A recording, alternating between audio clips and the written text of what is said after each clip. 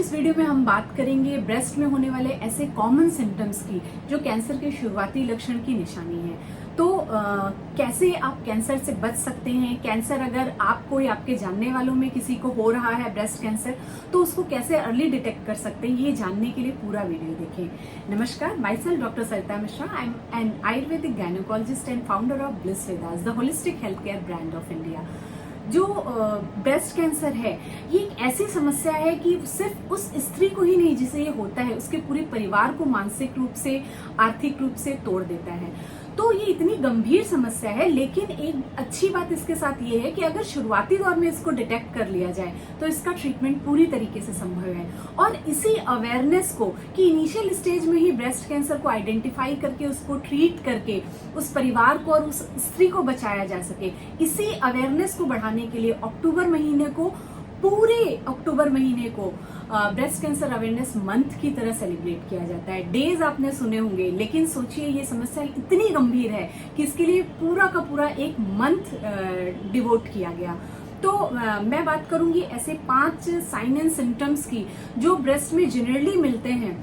गायनिकोपीडी में जो पेशेंट्स आते हैं, ये लगभग यही समस्याएं लेके आते हैं, और इन्हीं समस्याओं में जो ब्रेस्ट कैंसर के पेशेंट हैं वो भी यही समस्याएं लेके आते हैं। तो इनमें कैसे आइडेंटिफाई करना है, कैसे आप खुद समझें और जल्दी से जल्दी अपने डॉक्टर से संपर्क करें, ये वीडियो उसी उद्देश्य से बनाया गया है। तो बात करते हैं सिम्टम्स की। जनरली 5 सिम्टम होते हैं। एक, ब्रेस्ट में कोई गांठ महसूस होना, ब्रेस्ट में पेन होना, निप्पल से किसी भी तरीके का डिस्चार्ज होना, निप्पल के शेप में कोई चेंजेस होना, या जो ब्रेस्ट है उसकी स्किन में कोई चेंज होना। तो ये 5 सिम्टम मतलब जो भी महिलाएं गायनिक क्लिनिक में आती हैं, इन 5 में से ही लगभग वो सिम्टम्स होते हैं। तो इस वीडियो में हम अब बताएंगे कि कैसे आप डिफरेंशिएट खुद से भी कर पाएं कि इसमें से कौन सा कैंसर हो सकता है और कौन सा कैंसर नहीं हो सकता। ट्रीटमेंट आपको खुद से नहीं करनी है, खुद से डायग्नोसिस नहीं बनानी है, लेकिन ये बताना इसलिए जरूरी है कि अगर कोई भी गांठ मिली, और महिलाओं में इतना पैनिक हो जाता है आजकल, इतनी अवेयरनेस बढ़ गई है, लेकिन सही जानकारी के अभाव में अगर कोई एक नॉर्मल भी गांठ जो बिनाइन ट्यूमर होता है, अगर वो भी आइडेंटिफाई हुई, तो डॉक्टर के पास पहुंचने से पहले ही पेशेंट इतना मेंटली स्ट्रेस्ड हो जाता है कि फिर उसकी काउंसलिंग बहुत मुश्किल हो जाती है कि नहीं, ये बिनाइन ट्यूमर है। तो हम बात करते हैं पहले गांठ की। जो ब्रेस्ट में अगर आपको कोई गांठ महसूस होती है, ये कब ब्रेस्ट में एग्जामिन आपको कब करना है? आप हर समय एग्जामिन नहीं कर सकते, या हर महीने आप डॉक्टर के पास नहीं जा सकते। तो अपने ब्रेस्ट को एग्जामिन करना जरूरी है हर महिला के लिए, और मंथ में एक बार ये जरूर करना चाहिए। और पीरियड क्लियर होने के बाद का जो टाइम होता है वो बेस्ट टाइम होता है सेल्फ ब्रेस्ट एग्जामिनेशन का। ये कोई भी गायनिकोलॉजी की जो डॉक्टर है वो आपको बता सकती है। तो अपने गायनिकोलॉजिस्ट से जरूर पूछें कि सेल्फ ब्रेस्ट असेसमेंट कैसे करते हैं। पीरियड्स क्लियर होने के बाद इसलिए ये किया जाता है क्योंकि पीरियड्स के पहले हार्मोनल चेंजेस के कारण बॉडी में और ब्रेस्ट में बहुत सारा फ्लूइड एक्यूमुलेट होता है, जिसके कारण से एग्जामिनेशन उतना आसान नहीं होता। तो जब पीरियड्स आपके क्लियर हो जाएं, उसके बाद अपना ब्रेस्ट चेकअप खुद से करना है। ब्रेस्ट का जो टिश्यू है उस पे अपनी फिंगर्स को फ्लैट फिंगर से क्लॉकवाइज और एंटी क्लॉकवाइज दोनों तरफ आपको स्मूथली आपको देखना है टच करके कि कहीं कोई गांठ तो महसूस नहीं हुई।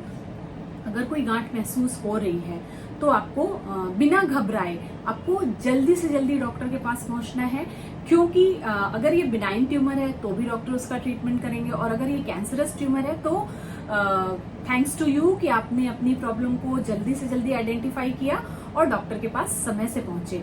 तो जो बिनाइन ट्यूमर है, मतलब जो नॉन कैंसरस ट्यूमर है और जो कैंसरस ट्यूमर है, अगर आपको कोई गांठ महसूस हुई तो कैसे उसको समझेंगे कि ये नॉन कैंसरस है या कैंसरस है? तो जो कैंसर की गांठ होती है वो जब अगर आपको अपने ब्रेस्ट में या किसी के भी ब्रेस्ट में, आपके जान पहचान में किसी के ब्रेस्ट में कोई गांठ है, तो आप उससे पूछिए कि क्या वो जो गांठ है वो फिक्स है, उसको मूव करने पे या हिलाने पे वो हिलती नहीं है, बिल्कुल फिक्स है, या वो आसानी से ब्रेस्ट में स्लिप कर रही है। अगर वो आसानी से ब्रेस्ट में स्लिप कर रही है और उसकी जो कंसिस्टेंसी है वो स्मूथ है, तो ज्यादा चांसेस है कि वो नॉन कैंसरस ट्यूमर होगा, जो आजकल बहुत कॉमन है, फाइब्रोएडेनोमा। तो इसमें घबराने की कोई जरूरत नहीं है।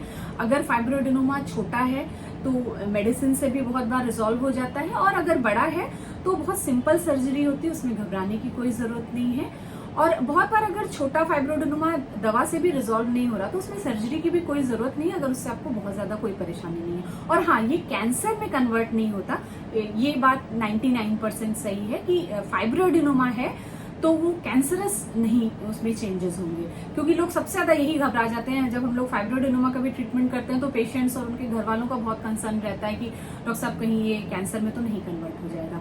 फाइब्रोएडिनोमा अगर उसकी डायग्नोसिस कंफर्म है, जिसको हम लोग सोनोमैमोग्राफी से 40 इयर्स से कम एज की जो पेशेंट्स होते हैं उनमें अल्ट्रासाउंड के माध्यम से टेस्ट किया जाता है, और अगर फिर भी कोई डाउट लगता है तो FNAC करके एक टेस्ट होता है जिसमें एक सुई के माध्यम से उस गांठ का पानी और सेल्स निकाले जाते हैं। फाइन नीडल एस्पिरेशन साइटोलॉजी जिसे कहते हैं, बहुत आसान सी जांच होती है और उससे कंफर्म हो जाता है कि ये कैंसरस नहीं है।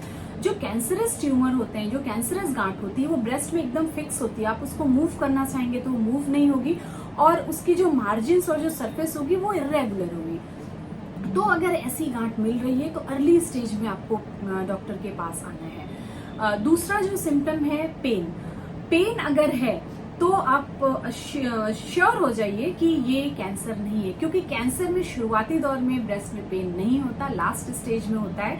तो पेन से बहुत ज्यादा घबराने की जरूरत नहीं, ये हार्मोनल चेंजेस के कारण होता है और इजीली ये ट्रीटेबल है। हाँ, आपको अपने लाइफस्टाइल में इसमें चेंजेस जरूर करने होंगे। आप सोचे कि सिर्फ दवा खा के पेन से आप छुटकारा पा जाएंगे, तो ये क्योंकि हार्मोनल इम्बैलेंस के कारण होता है, और हार्मोन जो है वो आपकी डाइट एंड लाइफस्टाइल के कारण इम्बैलेंस हो जाते हैं। तो मेडिसिन तो जरूरी है ही, उनका एक निश्चित कोर्स होता है, लेकिन डाइट एंड लाइफस्टाइल जो हम बताते हैं आपको, वो आपको फॉलो करना जरूरी है। इसमें फाइबर रिच डाइट ली जाती है, आपका डाइजेशन सही होना चाहिए, आपका जो एक्सक्रीटरी सिस्टम है वो सही होना चाहिए, आपका मेटाबॉलिज्म सही होना चाहिए, क्योंकि ज्यादातर ये जो है आपके बॉडी में एस्ट्रोजन नाम का हार्मोन होता है, उसके इम्बैलेंस से होता है। और एस्ट्रोजन की जो मेटाबॉलिज्म होती है वो लिवर से होती है, और इसका जो एक्सेसिव एस्ट्रोजन जो आपकी बॉडी में है वो स्टूल के थ्रू एक्सक्रीट होता है। तो अगर आपके ब्रेस्ट में पेन है या फाइब्रोएडिनोसिस की भी जो कंडीशन जिसमें छोटे छोटे से गांठें आपको महसूस होती हैं, उसमें सबसे कॉमन होता है ब्रेस्ट में पेन होना, तो ये आपके एस्ट्रोजन हार्मोन के इम्बैलेंस के कारण है। इसमें आयुर्वेद की कई औषधियां हम लोग देते हैं जिससे आपके बॉडी का मेटाबॉलिज्म सही होता है, आपका डाइजेशन सही होता है, आपका लिवर फंक्शन नॉर्मलाइज होता है, और आपका एक्सक्रीटरी फंक्शन सही से काम करता है, जिससे आपकी बॉडी में जो एक्सेसिव एस्ट्रोजन जो एक्यूमुलेट हो रहा है, जिसके कारण से ये चेंजेस हो रहे हैं, वो अगर वॉश आउट होता है तो ये प्रॉब्लम आपकी इजीली सॉल्व होती है। और डाइट में आपको फाइबर रिच डाइट बताई जाती है, फास्ट फूड आपको नहीं लेना है, रिफाइंड चीजें नहीं लेनी है, ग्रीन वेजिटेबल्स, फ्रेश फ्रूट्स जो हैं अगर आपको कंज्यूम करते हैं तो आपके हार्मोन जल्दी ही नॉर्मल स्टेजेस में आ जाते हैं। तो पेन कैंसर की निशानी नहीं है अर्ली स्टेज में, तो पेन है तो आप डॉक्टर से जरूर मिलें, क्योंकि ये इनिशियल सिग्नल है कि आपकी बॉडी में जो एस्ट्रोजन हार्मोन है वो इम्बैलेंस हो रहा है, और वो बाद में कहीं ना कहीं जाके और गंभीर समस्याएं क्रिएट कर सकता है। तो पेन को भी नेग्लेक्ट नहीं करना है, टाइम से आपको डॉक्टर से मिलना है। अब तीसरा जो सिम्टम है वो है निप्पल से डिस्चार्ज होना। निप्पल से अगर किसी भी तरीके का डिस्चार्ज हो रहा है, चाहे वो मिल्की डिस्चार्ज हो रहा है, चाहे वो वाटरी डिस्चार्ज हो रहा है, चाहे ब्लड मिक्स डिस्चार्ज हो रहा है, आपको उसको नेग्लेक्ट नहीं करना है, आपको डॉक्टर के पास जरूर जाना है। मिल्की जो डिस्चार्जेस होते हैं वो प्रोलैक्टिन नाम का हार्मोन होता है, उसके इम्बैलेंस से होता है, और भी कई समस्याएं हैं जिसमें ब्रेस्ट से मिल्की डिस्चार्जेस होते हैं। ये कैंसर की निशानी नहीं है, लेकिन इसमें भी प्रॉपर ट्रीटमेंट की जरूरत होती है, तो आप अपने डॉक्टर से मिलें।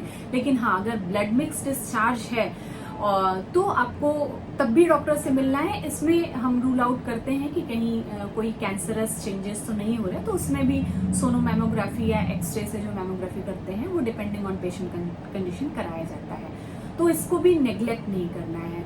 चौथा जो चेंज है वो निप्पल के शेप में चेंज है, या उसका जो स्ट्रक्चर है उसमें चेंज है।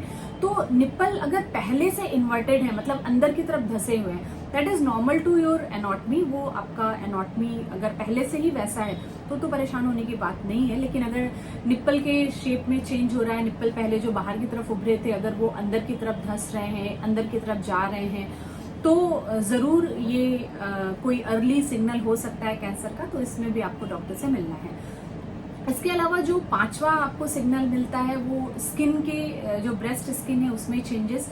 ब्रेस्ट स्किन में अगर कोई चेंजेस हो रहे हैं, ब्रेस्ट की स्किन अगर जैसे संतरे की स्किन होती है उसमें गड्ढे गड्ढे होते हैं, या एकदम से रेडिश हो गई है, या बहुत ज्यादा ब्लड वेसल्स आपको दिख रही हैं, तो ये भी कैंसर की लक्षण हो सकते हैं। तो इसको भी नेग्लेक्ट नहीं करना है, आपको अपने डॉक्टर से जरूर मिलना है। तो मोर और लेस ये 5 सिम्टम्स पेशेंट्स फील करते हैं और यही लेके क्लिनिक में आते हैं, और इन्हीं को देख के हम इसमें डिफरेंशिएट करते हैं कि whether it is due to any cancerous change या due to any other pathology. तो इसमें डिफरेंट टाइप के इन्वेस्टिगेशन, ट्रीटमेंट और लाइफस्टाइल मॉडिफिकेशन बताए जाते हैं।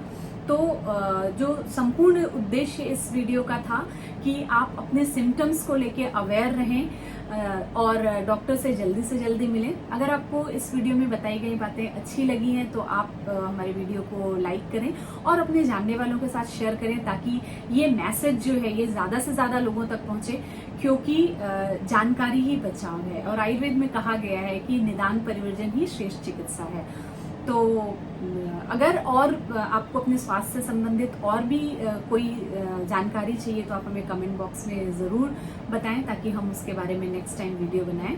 और वीडियो को अंत तक देखने के लिए धन्यवाद, और thanks for tuning your health Alexa, that is bliss with us. नमस्कार।